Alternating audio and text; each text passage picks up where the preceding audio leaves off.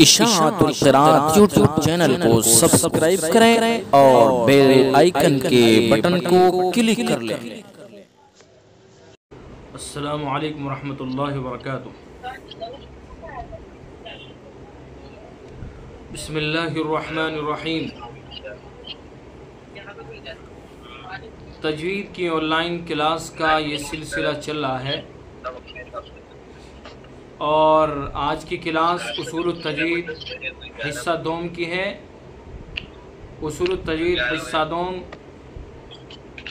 جو 2 قسطوں میں چل رہی ہے اور آج جمعہ والی کلاس ہے، یعنی آخری اسباق اصول التجوید حصہ دوم کے چل رہے ہیں۔ بھائی ایک ممبر ہیں گروپ کے شاہینہ، یہ اپنا مائک بند کر دیں۔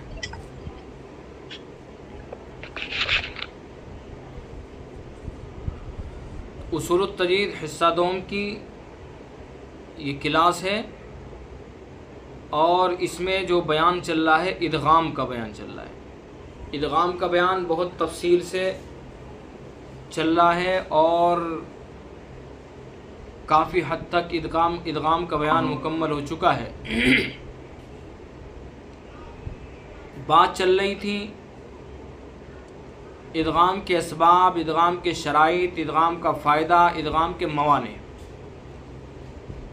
امید کرتا ہوں کہ یہ سب آپ کو یاد ہو گئے ہوں گے۔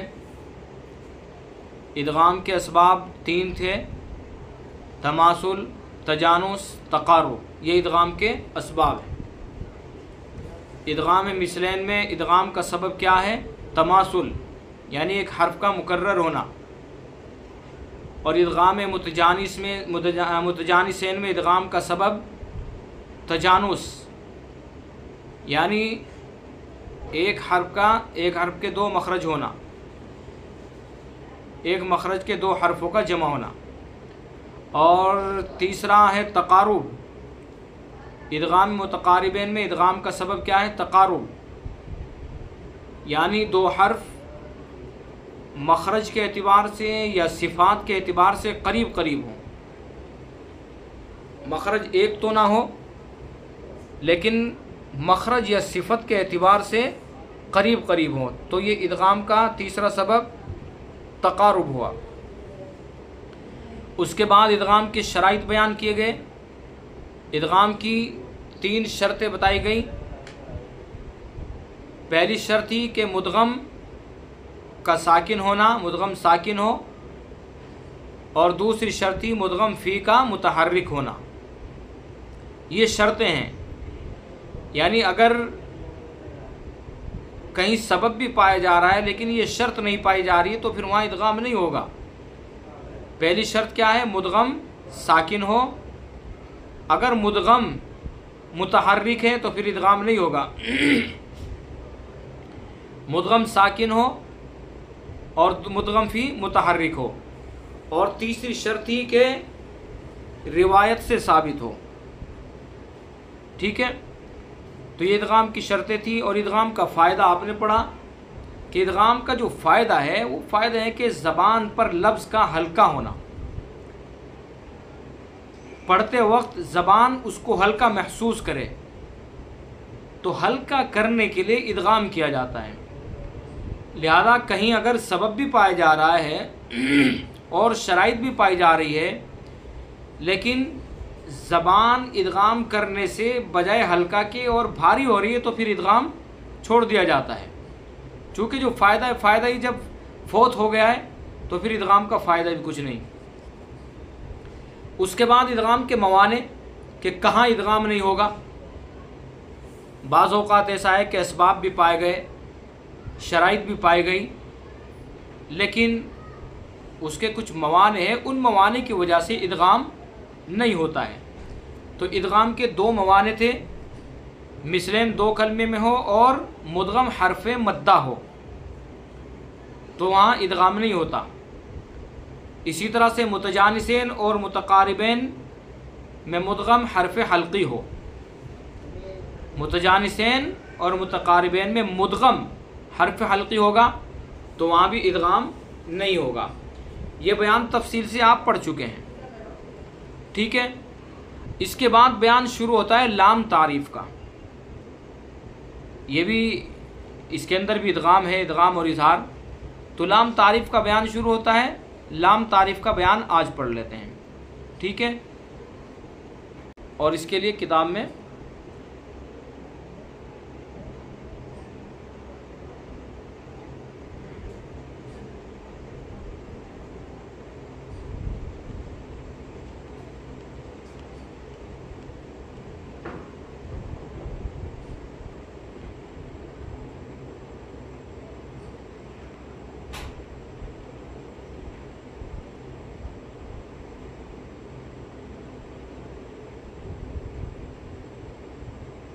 یہ آپ کی اسکرین کے اوپر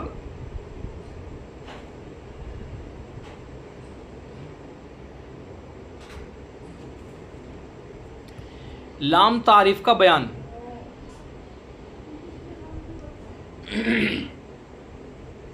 لام تعریف کہتے کس کو ہیں؟ سب سے پہلے لام تعریف کو سمجھ لیں۔ لام تعریف وہ ہے جو عربی ناموں کے شروع میں آتا ہے، وہ لام تعریف کہلاتا ہے۔ عربی ناموں کے جو شروع میں آتا ہے وہ لام تعریف کہلاتا ہے، ٹھیک ہے؟ جیسے الشمس، القمر، تو یہ جو شروع میں آ رہا ہے یہ لام، القلم، کوئی بھی جتنے بھی عربی نام ہیں ان کے ناموں کے شروع میں جو لام آتا ہے لام تعریف، وہ لام تعریف کہلاتا ہے، ٹھیک ہے؟ لام تعریف وہ ہے جو عربی ناموں کے شروع میں آتا ہے۔ حروف کی دو قسمیں ہیں، نمبر ایک حروف قمریہ، نمبر دو حروف شمسیہ۔ یہ دو قسمیں بیان کی گئی حروف کی، حروف قمریہ، حروف شمسیہ۔ حروف قمریہ 14 ہیں جن کا مجموعہ ابغی، حجکہ و خفہ عقیمہ، یہ ابغی، حجکہ و خفہ عقیمہ یہ مجموعہ ہے، اور اس کے اندر یہ 14 حروف ہیں جو حروف قمریہ کہلاتے ہیں، ٹھیک ہے؟ ان کے علاوہ باقی حروف شمسیہ ہیں۔ اب ان حروف کے یہ 14 حروف ہیں، ان کے علاوہ جو باقی حروف بچتے ہیں وہ حروف شمسیہ کہلاتے ہیں، ٹھیک ہے؟ تو حروف یاد کر لیں، حروف یاد کرنے کے بعد پھر اظہار اور ادغام کو سمجھیں۔ حروف قمریہ کتنے ہوئے؟ 14، ابغی، حجکہ و خفہ عقیمہ، اور ان 14 حروف کے علاوہ باقی جو حروف بچتے ہیں وہ حروف شمسیہ کے ہیں۔ اب لام تعریف کے دو حال ہیں، اظہار، ادغام۔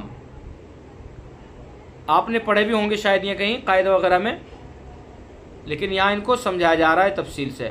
لام تعریف کے کتنے حال ہیں؟ دو، اظہار، ادغام۔ اظہار، لام تعریف کے بعد اگر حروف قمریہ میں سے کوئی حرف آئے گا تو اظہار ہوگا، اور اظہار کو آپ سمجھتے ہیں، اصول التجوید حصہ اول کے اندر اظہار کو آپ پڑھ کر کے آئے ہیں۔ اظہار کس کو کہتے ہیں؟ اظہار کی تعریف پڑھی تھی آپ نے، وہاں تو جو پڑھی تھی آپ نے نون ساکن اور تنوین کے بیان میں کہ نون ساکن اور تنوین کو اپنے مخرج سے بغیر غنہ کے نکالنا، لیکن اظہار کا مطلب کیا ہوتا ہے؟ اظہار کا معنی ہوتا ہے ظاہر کر کے پڑھنا، ٹھیک ہے؟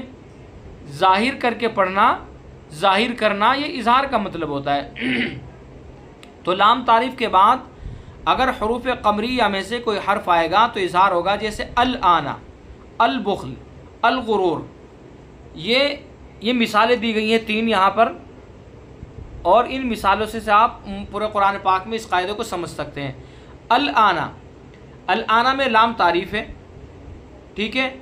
اور لام تعریف کے بعد کون سا حرف ہے؟ حمزہ ہے، جو ابغی، حجکہ و خفہ عقیمہ میں سے ہے، تو اس لام کو ظاہر کر کے پڑھیں گے الآن، ٹھیک ہے؟ اسی طرح سے البخل، لام تعریف کے بعد ابغی، حجکہ و خفہ عقیمہ میں سے با ہے، تو اس لیے اس لام کو بھی ظاہر کر کے پڑھیں گے البخل، الغرور۔ تو ابغی، حجکہ و خفہ عقیمہ یہ 14 حروف ہیں۔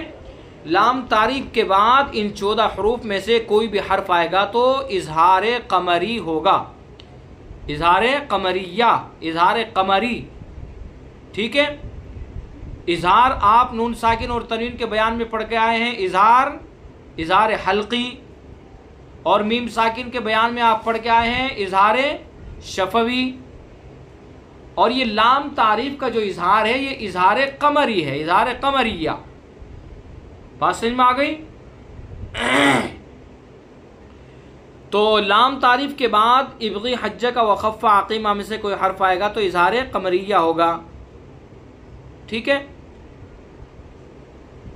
دوسرا ہے ادغام.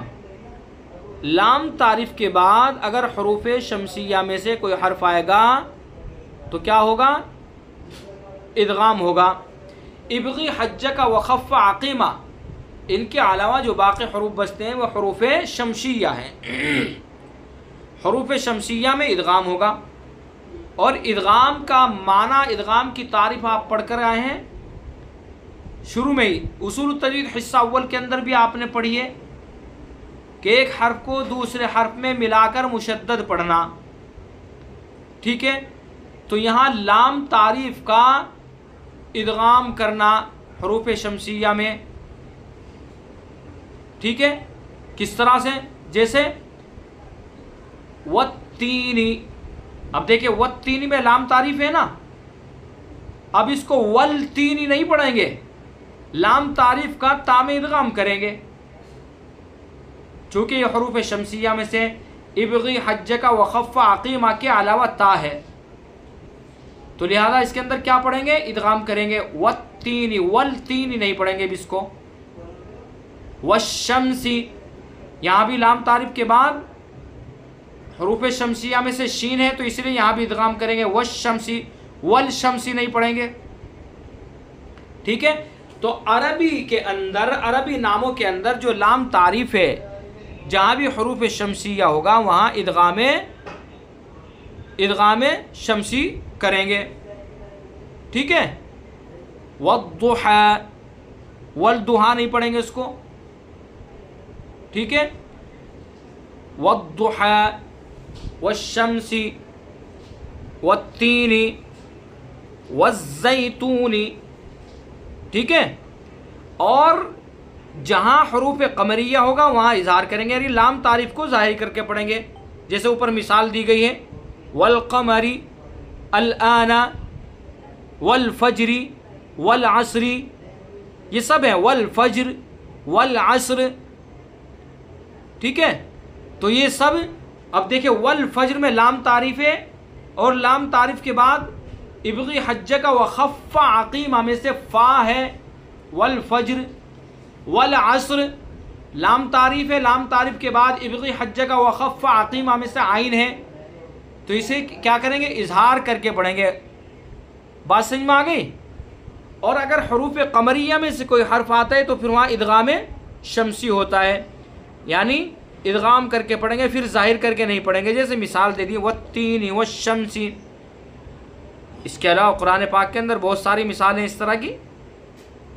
ٹھیک ہے. تو یہ ہوا لام تعریف کا قاعدہ. یہ تو قاعدہ ہے، اس قاعدے کو آپ سمجھ لیں کہ لام تعریف کے دو حال، اظہار، ادغام، اور حروف کی دو قسمیں، حروف قمریہ، حروف شمسیہ. ابغی حجہ کا وخف عقیمہ یہ 14 حروف ہیں، حروف قمریہ کہلاتے ہیں. ان کے علاوہ باقی جو حروف بچتے ہیں وہ حروف شمسیہ کہلاتے ہیں. تو لام تعریف کے بعد حروف قمریہ میں سے کوئی حرف آئے گا تو اظہار قمریہ کہلائے گا، اور اسی طرح سے لام تعریف کے بعد حروف شمسیہ میں سے کوئی حرف آئے گا تو ادغام شمسیہ کہلائے گا. ٹھیک ہے. اب آگے سمجھیے آگے کیا بیان کر رہے ہیں. نیچے لکھی ہوئی صورتوں میں حرفوں کو خوب صاف طور پر الگ الگ ادا کرنا چاہیے. یہ تو قاعدہ بتا دیا لام تعریف کا. اب آگے ایک الگ چیز بتا رہے ہیں جو آپ نے، اور الگ کیا ہے، جو قواعد پڑھ لیے ہیں انہی قواعد میں سے ہے یہ کہ نیچے لکھی ہوئی جو صورتیں ہیں، نیچے لکھی ہوئی صورتوں میں حرفوں کو خوب صاف طور پر الگ الگ ادا کرنا چاہیے. اب کیا کیا ہیں وہ؟ نمبر 1، 2 حرف مثلین جمع ہوں اور شرط نہ پائے جانے کی وجہ سے ادغام نہ کیا جائے. جیسے اعیننا. اب آپ نے شرط پڑھی، کیا شرط پڑھی آپ نے؟ ایک شرط ہے کہ مدغم ساکن اور مدغم فی متحرک ہو. اب یہاں مثلین تو ہے، یعنی ادغام کا جو سبب ہے، ادغام مثلین کا سبب ہے تماثل، وہ تو پایا جا رہا ہے اعیننا میں. کیا ہے وہ سبب؟ تماسل یعنی ایک حرف کا مکرر ہونا، دو نون جمع ہے یہاں اعیننا، تو سبب کے پائے جانے کی وجہ سے ادغام ہونا چاہیے، لیکن ادغام کیوں نہیں ہوگا؟ ادغام اس لیے نہیں ہوگا کہ سبب تو اگرچہ پایا جا رہا ہے لیکن شرط نہیں پائی جا رہی ہے، شرط کے نہ پائے جانے کی وجہ سے ادغام نہیں ہوگا۔ تو جب ادغام نہیں ہوگا تو ان دونوں حرفوں کو صاف صاف واضح کر کے پڑھنا ہے، اعیننا اعیننا، ایسا نہ ہو کہ دونوں مکس ہو جائیں، ٹھیک ہے۔ اسی طرح سے شرککم، یہاں بھی تماسل، ادغام کا جو سبب ہے مصرعین کے اندر تماسل وہ پایا جا رہا ہے، یعنی ایک حرف مکرر ہے، کاف کاف، شرککم دو کاف جمع، ادغام ہونا چاہیے، لیکن ادغام کیوں نہیں ہو رہا ہے؟ کہ شرط نہیں پائی جا رہی ہے، اور شرط کیا ہے؟ کہ مدغم ساکن ہو، مدغم فی متحرک ہو، ٹھیک ہے۔ تو مدغم فی وہ تو متحرک ہے لیکن مدغم ساکن ہے، ساکن نہیں ہے، وہ بھی متحرک ہے، تو اس لیے ادغام نہیں ہوگا۔ شرککم صاف پڑھیں گے، یحیی یحیی، یہاں دو یا ہیں، یحیی، داود دو واو ہیں، تو بہرحال ان چاروں حروف کے اندر یہ چاروں جو لفظ ہیں ان کے اندر ادغام نہیں ہوگا، اور ادغام شرط نہ پائے جانے کی وجہ سے نہیں ہوگا، تو اس وجہ سے ان کو صاف صاف واضح پڑھنا ہے۔ نمبر دو، دو حرف متقاربین متصل یا قریب قریب ہوں اور ادغام نہ کیا جائے، یعنی دو حرف ایسے ہیں کہ متقاربین متصل ہوں یا قریب قریب ہوں اور ادغام نہ کیا جائے، جیسے قد جاء، تو قد جاء، بھائی قد دال اور جیم مخرج تو ان کے الگ الگ ہیں، دال کا مخرج الگ ہے، جیم کا مخرج الگ ہے، لیکن دال اور جیم صفات کے اعتبار سے قریب قریب ہیں، صفات کے اعتبار سے۔ اب دال کے اندر آپ صفات غور کریں کہ دال کے اندر کون کون سی صفاتیں پائی جا رہی ہیں۔ بھائی دال کے اندر جو صفت ہے جہر ہے اور شدت ہے، استفال ہے، اور اسی طرح سے انفتاح ہے اور اسمات ہے، اور غیر متضادہ میں سے قلقلہ ہے۔ بات سمجھ میں آ گئی؟ غیر متضادہ میں سے کیا ہے؟ قلقلہ ہے۔ 6 صفات ہو گئی، 5 متضادہ میں سے اور 1 غیر متضادہ میں سے۔ اب جیم کے اندر دیکھیں کون کون سی صفات ہیں۔ جیم کے اندر بھی جہر ہے اور شدت ہے، استفال ہے، انفتاح ہے، اسمات ہے اور قلقلہ ہے، یعنی برابر ہے، متصل ہے، برابر ہیں۔ جو صفات دال کے اندر ہیں وہی صفات جیم کے اندر ہیں، تو لہذا اس کے اندر تقارب ہے، تقارب کی وجہ سے ادغام ہونا چاہیے تھا، لیکن یہاں ادغام نہیں ہو رہا ہے، تو اس وجہ سے یہاں بھی اس کو صاف صاف واضح کر کے پڑھیں گے۔ قد جاء، قد جاء ایسے نہیں پڑھنا اس کو، قد جاء، اسی لیے اس کو صاف پڑھنا ہے کہ اس کے اندر ادغام نہیں کیا جائے گا۔ قد جاء، قد ضلوا، اسی طرح سے یہ مثالیں ہیں، یعنی صفات کے اعتبار سے قریب قریب ہیں۔ اذ تقول، یہ بھی اذ تقول نہیں پڑھنا، اگر ہم نے دھیان سے اور توجہ سے نہیں پڑھا تو اذ تقول پڑھا جائے گا، تو اذ تقول صاف صاف پڑھنا ہے۔ اذ زین، اذ زین، یہاں بھی ذال کو الگ اور زا کو الگ، اذ زین نہیں کر دینا کہ ذال اور زا ایک ہی بنا دیا جائے، بلکہ ذال کو اپنے مخرج اور صفات سے ادا کرنا اور زا کو اپنے مخرج اور صفات سے ادا کرنا۔ اذ زین، اذ زین، کذبت ثمود، کذبت ثمود، تا کو سا میں نہیں ملانا، ٹھیک ہے، بلکہ صاف پڑھنا ہے، کذبت ثمود، کذبت ثمود، ٹھیک ہے۔ تو تو دو حرف متقاربین متصل یا قریب قریب ہوں اور ادغام نہ کیا جائے، جیسے یہ مثالیں ہیں۔ نمبر 3، دو ضعیف حرف جمع ہوں، جیسے جباہہم، جباہہم میں دو ہاں ہیں، دونوں ہاں کیا ہیں؟ ضعیف ہیں، ٹھیک ہے۔ اور ضعیف اور قوی کا کیسے پتہ لگتا ہے؟ وہ اس صفات سے پتہ لگتا ہے، آپ صفات سے ان کو دیکھ سکتے ہیں۔ تو دو ضعیف حرف جمع ہوں، جیسے جباہہم، ان کو بھی صاف پڑھنا ہے، جباہہم۔ یا ایک قوی اور دوسرا ضعیف ہو، جیسے اہدنا، اہدنا، یہاں اہدنا میں حمزہ تو قوی ہے لیکن ہاں ضعیف ہے۔ اچھا، آپ یہ کہیں گے کہ ضعیف اور قوی ہونا یہ کس طرح معلوم ہوگا؟ وہ آپ صفات کے بیان میں پڑھ کر کے آئے ہیں۔ صفات کے بیان کو اگر اچھی طرح سے آپ سمجھ چکے ہیں تو پھر اس میں کنفیوز نہیں ہوں گے آپ۔ وہاں ضعیف، اضعاف، قوی، اقوا سب بیان کیے گئے ہیں، یعنی جس حرف کے اندر جتنی صفات قوی ہوں گی تو وہ اتنا ہی زیادہ قوی ہوگا، اور جتنی صفات ضعیف ہوں گی تو وہ ضعیف ہوگا۔ تو اہدنا میں حمزہ تو قوی ہے چونکہ اس کے اندر صفات قویہ ہیں بھی، اور اہدنا میں سب صفات ضعیف ہیں، تو اس لیے اہدنا اس کو بھی دھیان سے پڑھنا ہے۔ اہدنا میں حمزہ اور ہا، یا دو پر ہونے والے حرف متصل یا قریب قریب ہوں، جیسے مضطرہ۔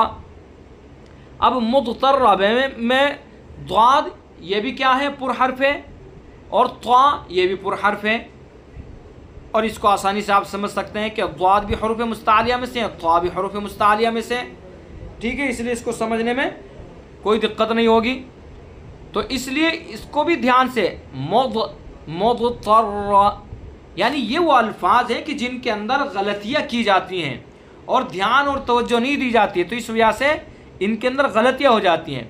تو اس وجہ سے ان کو بتایا جا رہا ہے کہ یہ وہ چیزیں ہیں کہ جن کا ہمیں دھیان رکھنا ہے، ٹھیک ہے۔ یہ وہ چیزیں ہیں جن کا ہمیں دھیان رکھنا ہے۔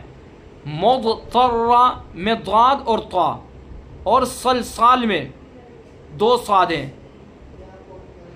ایک جگہ تو نہیں ہے لیکن متصل ہیں، صلصال، صلصال، دونوں حروف پر پڑھے جائیں گے، تو دھیان سے ان کو توجہ سے پڑھنا ہے۔ صلصال میں دو صاد، یا دو حرف مشدد متصل یا قریب قریب ہوں، جیسے ذریتہ، ذریتہ۔ اب دو حرف مشدد آ گئے، را بھی مشدد، یا بھی مشدد، اس میں بھی غلطی کر دی جاتی ہے۔ ذریتہ پڑھ دیتے ہیں، یا ذریتہ پڑھ دیتے ہیں، یعنی صاف پڑھنا ہے، را کو بھی مشدد پڑھنا ہے اور یا کو بھی مشدد پڑھنا ہے۔ ذریتہ، ذریتہ، ٹھیک ہے۔ مطہرین، مطہرین، یہ بھی دو حرف مشدد ہیں، تو ان کو بھی دھیان سے پڑھنا ہے۔ مطہرین، مطہرین نہیں پڑھنا، اس کو مطہرین پڑھ دیتے ہیں، تو مطہرین اگر پڑھا تو پھر غلط ہو جائے گا۔ تو اس لیے یہ ایسے حروف ہیں کہ جن کے اندر غلطیاں کی جاتی ہیں، عام غلطیاں کی جاتی ہے، تو اس لیے ان ایسے حروف کی طرف توجہ دلائی جا رہی ہے کہ ان میں اندر غلطیاں نہیں کرنی، ان کو دھیان سے پڑھنا ہے۔ اسی طرح سے آگے ہے، ایسے دو حروف جمع ہو جن کی آواز ایک جیسی ہو۔ اب جیسے میراث السماوات، سا اور سین ایک جیسی آواز نکلتی ہے، حالانکہ مخرج، صفات سب الگ الگ ہیں، لیکن ان میں عام غلطی کی جاتی۔ میراث السماوات پڑھ دیتے ہیں، میراث السماوات، سا اور سین میں فرق نہیں کیا جاتا ہے، تو ان میں فرق کرنا ہے، دھیان سے پڑھنا ہے۔ میراث السماوات، ٹھیک ہے۔ عزیز، عزیز ذو انتقام، ان میں بھی غلطیاں ہو جاتی ہیں۔ یہ سب وہ الفاظ ہیں کہ جن میں عام ہوتی ہے غلطیاں، اور سب کر دیتے ہیں، بے توجہی میں قاری بھی کر بیٹھتا ہے غلطیاں، یعنی ایسی بات نہیں ہے کہ جس کو قواعد معلوم ہے اگر وہ بے توجہی سے پڑھے گا تو وہ بھی غلطیاں کر دے گا۔ عزیز ذو انتقام، ایک جیسی آواز ہیں. اگر ہم نے دھیان نہیں دیا، توجہ نہیں دی، تو عزیزن ذو انتقام پڑھ دیں گے، کوئی فرق نہیں ہوگا. تو اس لیے دھیان سے پڑھنا ہے. عزیزن ذو انتقام. الیس الصبح، سین اور صاد میں فرق کرنا ہے. الیس الصبح ایسے نہیں پڑھنا، سین کو الگ پڑھنا ہے، صاد کو الگ پڑھنا ہے. الیس الصبح، الیس الصبح. ٹھیک ہے. حبطت، حبطت. دیکھیے تا اور تا مخرج دونوں کا الگ الگ ہے، لیکن حرف الگ الگ ہیں، صفات کے اعتبار سے الگ الگ ہو جائیں گے. تو اس لیے دھیان سے پڑھیں گے. حبطت، حبطت، حبطت اعمالهم، جو بھی اس کے آگے جملہ ہے. اور تطلع، تطلع اس کے اندر بھی فرق نہیں ہوتا، تو تا اور طا میں فرق کرنا ہے. تطلع. ٹھیک ہے. اور آگے لفظ ہے القضا، القضا ظهرك الم نشرح لك صدرك ووضعنا عنك وزرك الذي القضا ظهرك.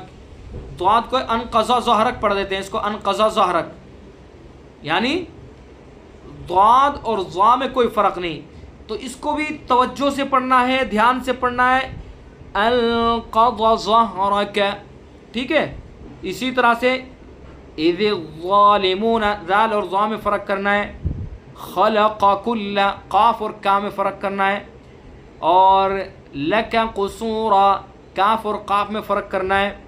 تو یہ وہ الفاظ ہیں جن میں عام غلطی کی جاتی ہے، عام کوتاہی ہوتی ہے. تو اس لیے صاحب کتاب ان کی طرف توجہ دلا رہے ہیں کہ آپ قاعدے پڑھ چکے ہیں، تجوید پڑھ چکے ہیں، اور کافی حد تک تجوید کے قواعد آپ پڑھ چکے ہیں.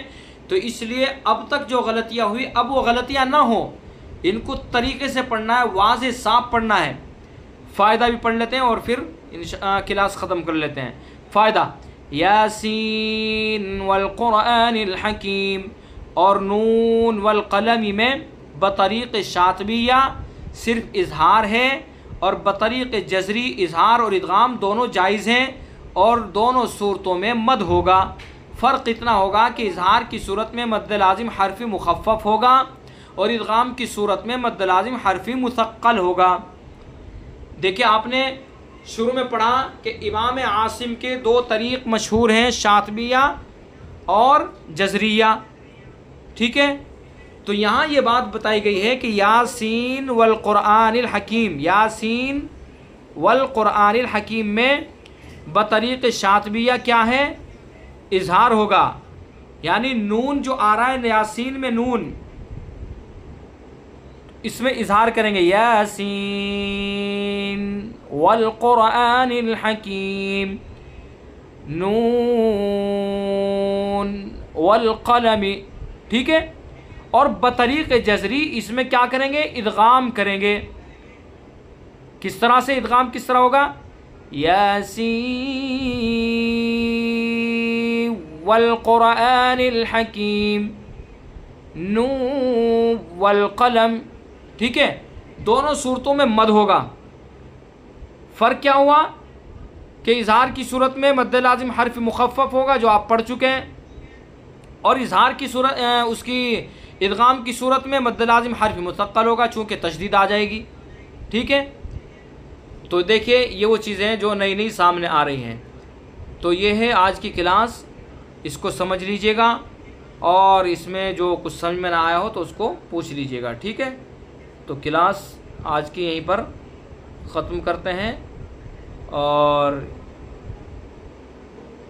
انشاءاللہ اگلی کلاس کے اندر پھر ملاقات ہوگی. ٹھیک ہے. السلام علیکم ورحمۃ اللہ وبرکاتہ.